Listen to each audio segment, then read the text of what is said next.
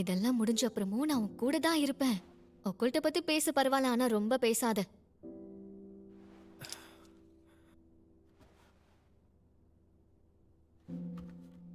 என்னடா தம்பி, ஏதாவது பேசு, சொல்லு. பைத்தியம்.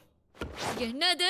போன போதுன்னு விட்டா உனக்கு வாய் ரொம்ப தான் நீளுது. நீ மட்டும் வாய்க்கு வந்து அந்த கண்டபடி உளறற. என் வீக்னஸ் தெரிஞ்சுக்கிட்டு அதை வச்சு விளையாடுறியா? வாய மூடு.